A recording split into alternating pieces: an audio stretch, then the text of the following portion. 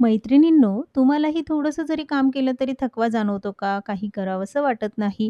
घाई-गडबडीमध्ये लहान मुलंसुद्धा पौष्टिक आहार घेत नाहीत. मुलंच काय तर आपण सुद्धा. अशा वेळेस 1000-2000 रुपयाची पावडर घरी आणून खाण्यापेक्षा घरीच ही पावडर तयार करून रोजच्या जेवणामध्ये फक्त अर्धा चमचा पावडरचा वापर करायचा. रोजच्या जेवणात फक्त अर्धा चमचा ही पावडर घालून तुम्ही संपूर्ण कुटुंबाचं आरोग्य चांगलं ठेवू शकता.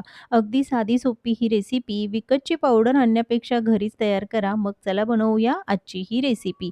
ही पावडर आहे शेवग्याची. शेवग्याची पावडर घरी बनवायची त्यासाठी इथे मी अर्धा किलो शेवग्याच्या शेंगा घेतलेल्या आहेत. शेवग्याच्या पानाची पावडर वेगळी असते आणि शेवग्याच्या शेंगांची पावडर वेगळी असते. शेवग्याच्या शेंगांमध्ये 6.7 ग्राम इतकं प्रोटीन असतं. पालकापेक्षा तिप्पट लोह आणि दुधापेक्षा 4 पट कॅल्शियम.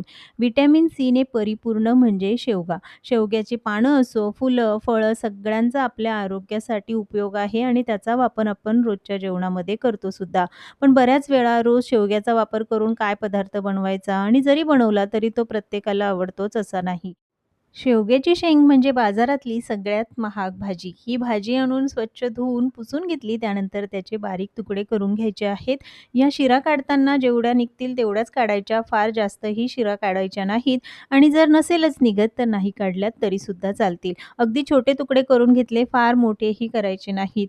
ताज्या शेवग्याच्या शेंगा आहेत. शेवग्याच्या शेंगांची पावडर वेगळी असते आणि पानाची पावडर वेगळी असते. शेवग्याच्या शेंगांची पावडर ही फार महाग आहे. ती लवकर मिळत सुद्धा नाही. तर मी या शिरा काढून घेतल्या. याचा वापर तुम्ही झाडांना खत म्हणून करू शकता. मी फक्त अर्धा किलो शेंगा वापरल्या. तुम्ही यापेक्षा जास्तही शेंगांची ही पावडर तयार करून ठेवू शकता. एकदा तयार केलेली पावडर तुम्ही वर्षभर वापरू शकता. तर इथे शेंगांचे जे तुकडे करून घेतले त्याचे पुन्हा अगदी पातळ आणि शक्य होईल तितके बारीक तुकडे करून घ्यायचे आहेत. तर सगळ्या शेंगांचे हे अगदी बारीक तुकडे करून घेतले. शेंगा अगदी छान कोवळ्या आहेत त्यामुळे ही प्रोसेस अगदी पटकन होते. जराही जास्त वेळ लागत नाही. होईल तितके बारीक तुकडे करायचे म्हणजे पुढची प्रोसेस करायला सोपं जाईल. तर सगळ्या शेंगांचे हे तुकडे करून घेतले. लगेचच मिक्सरच्या भांड्यामध्ये थोड्या-थोड्या शेंगा घालायच्या आहेत. फार जास्तही घालायच्या नाही, नाहीतर त्या व्यवस्थित बारीक होणार नाहीत आणि मिक्सरवरनं फिरवून घ्यायच्या. मिक्सरवरनं फिरवताना यामध्ये पाणी अजिबात घालायचं नाही. शेंगा मिक्सरवरनं फिरवताना मिक्सर काही सेकंदासाठी चालू-बंद करायचं म्हणजे अशी जाडसर भरड होते. पाणी जरासुद्धा वापरायचं नाही आणि अशाच पद्धतीने सगळ्या शेंगांची ही जाडसर भरड करून घेतली आहे. बघाल तर अगदी काही मिनिटामध्ये होते, जराही वेळ लागत नाही. फक्त ज्या शेंगांचे तुकडे आहेत ते थोडे बारीक करून घेतले की भरडही अगदी लवकर होते. यामध्ये जरासुद्धा शेंगांचे जाडसर तुकडे राहता कामा नये. सगळ्या शेंगा ह्या बारीक करून घेतल्या आहेत. लगेचच पुढची प्रोसेस करायची. त्यासाठी तुम्हाला हवं असेल तर प्लास्टिकचा पेपर वापरू शकता. इथे मी प्लेट्स वापरल्या आहेत. याला तेल वगैरे लावण्याची अजिबात गरज नाही. अगदी पातळसर हे ताटामध्ये पसरवून घ्यायचं. फार जाडसर ठेवायचं नाही. पातळसर यासाठी कारण ते लवकर सुकलं जातं. पण जर जाडसर असेल तर सुकायला थोडा जास्त वेळ लागतो. त्यामुळे 2 ते 3 प्लेट घेऊन त्यामध्ये हे पसरवून घ्यायचं. तर इथे मी 3 प्लेट वापरल्या. त्याऐवजी तुम्ही कागदसुद्धा वापरू शकता. किंवा मग तुमच्याकडे सूप असेल तर त्यावर पसरवून सुद्धा सुकवू शकता. एक दिवस पंख्याच्या हवेखाली आणि दुसऱ्या दिवशी मात्र उन्हामध्ये सुकवून घेतलं. पंख्याच्या हवेखाली सुद्धा व्यवस्थित सुकलं जातं. पण जर तुमच्याकडे ऊन येत असेल तर डायरेक्ट उन्हामध्ये सुद्धा सुकवू शकता. दुसऱ्या दिवशी सुकवताना थोडंसं खालीवर करून घ्यायचं म्हणजे खालचा जो ओलसर भाग असतो तो सुद्धा व्यवस्थित सुकला जातो. 2 दिवसामध्ये अगदी कडकडीत सुकल्या जातात. पण जर तुम्हाला असं वाटलं की व्यवस्थित सुकलेल्या नाहीत तर पुन्हा 1 दिवस चांगलं सुकवून घ्या. पण हे जे मिश्रण आहे ते व्यवस्थित सुकवूनच घ्यायचं. सुकण्यासाठी फक्त 2 दिवस लागतात. पण जर तुमच्याकडे ऊनच येत नसेल, पंख्याच्या हवेखाली सुकवणार असाल तर मात्र थोडा जास्त वेळ लागू शकतो. पण व्यवस्थित सुकवूनच घ्यायच्या आहेत. कारण ही पावडर वर्षभर टिकावी, लवकर खराब होऊ नये म्हणूनच शेंगा चांगल्या कडकडीत सुकवून घ्यायच्या. आता मिक्सरच्या भांड्यामध्ये मावेल एवढ्या सुकवलेल्या शेंगा घालायच्या आणि एकदम बारीक अशी पावडर करून घ्यायची. शेंगा जर व्यवस्थित सुकलेल्या असतील तर पावडरही अगदी बारीक होते, नाहीतर त्यामध्ये चोथा राहतो. तयार केलेली पावडर चाळून घ्यायची आहे, पण चाळताना शक्य होईल तितक्या बारीक चाळणीचा वापर करा म्हणजे पावडर व्यवस्थित चाळली जाईल. विकत जशी पावडर मिळते तशीच पावडर आपण घरी बनवू शकतो.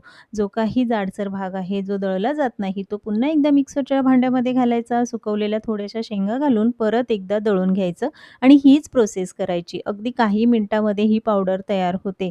अशाच पद्धतीने सगळी पावडर बनवून घेतली. विकतची महागडी पावडर घरी आणण्यापेक्षा घरीच काही मिनिटांमध्ये तुम्ही ही पावडर बनवू शकता. एकदा बनवलेली पावडर वर्षभर टिकते. त्यामुळे जर तुम्हाला जास्त प्रमाणात पावडर बनवायची असेल, तरीसुद्धा याच पद्धतीने बनवायची आहे. काचेची बरणी स्वच्छ धुवून पुसून घ्यायची आणि त्यामध्ये पावडर भरून ठेवायची. ही पावडर बनवायला अगदी सोपी आहे. शेवग्याच्या पानाची आणि फळाची पावडर वेगळी आहे. पानाची पावडर बनवली तर त्याचा रंग थोडासा हिरवट असतो आणि ही पावडर बघा थोडीशी पांढरट आहे. आता ही पावडर तर तयार झाली, पण त्याचा वापर कसा करायचा? रोजचं जेवण बनवताना फक्त अर्धा चमचा पावडरचाच वापर करायचा, यापेक्षा जास्त पावडर वापरायची नाही. तर मी चपातीसाठीचं हे कणिक भिजवताना त्यामध्ये अर्धा चमचा शेवग्याच्या शेंगांची पावडर घातली आणि नेहमीप्रमाणेच कणिक भिजवून घ्यायची आणि त्यापासून चपाती बनवायची. चवेमध्ये जरासुद्धा बदल होत नाही, उलट चपाती अजून पौष्टिक होते. तर चपाती असो, भाकरी, भाजी, सुकी भाजी असो, डाळ, सांबार, वरण सगळ्यांमध्ये तुम्ही ही पावडर वापरू शकता. इथे मी मुगाची डाळ, बटाटा घालून बनवली आणि त्यामध्ये सुद्धा अर्धा चमचा ही शेवग्याच्या शेंगांची पावडर घातली. चवीमध्ये जरी बदल होत नसेल, पण जेवण नक्कीच पौष्टिक तयार होईल.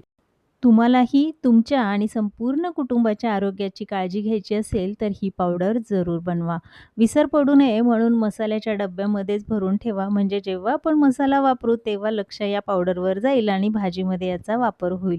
आजची ही रेसिपी तुम्हाला कशी वाटली? कमेंट्समध्ये जरूर सांगा. पुन्हा भेटूया एका नवीन रेसिपीसोबत.